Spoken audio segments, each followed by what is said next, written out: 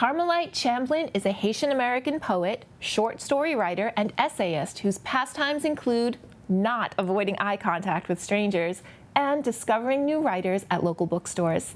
Her first poetry collection is forthcoming in spring of 2021. This is her original work. Tonight, I will be reading a 5-part poem on grief and coping with loss, dedicated to my father who passed away when I was really young. It's called Requiem for Thanatos, God of Death.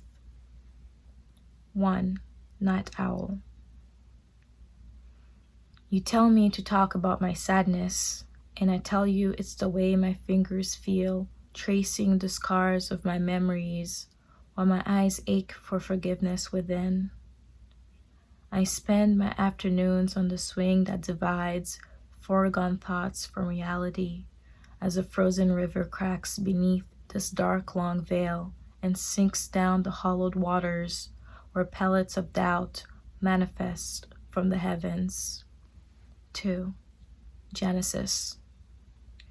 In a star-ridden night, the slanted Swiss cheese moon reeked of loneliness. I folded a piece of paper that said, "Not all losses are losses. Not all sadness deserves to be compensated with physical projections. P.S. Be a little considerate. Some of us have class in the morning." I tied the ever so inconsiderate note to the fishing rod and flung it across space.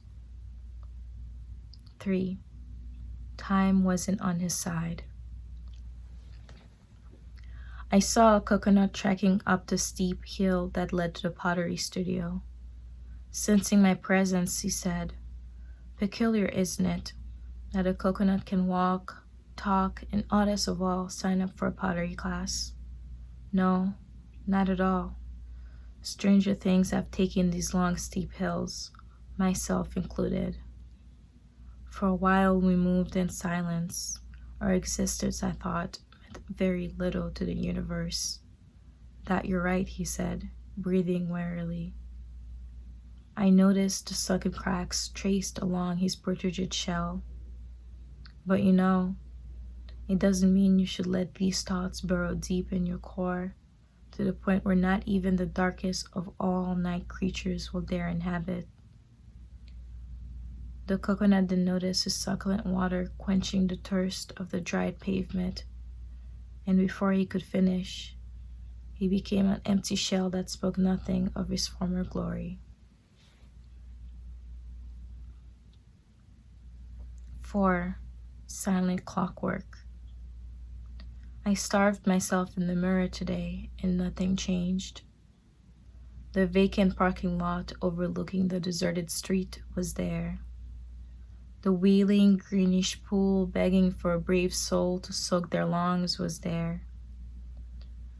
The cat perched on the mango tree with burnt whiskers who scowled at poor children was there.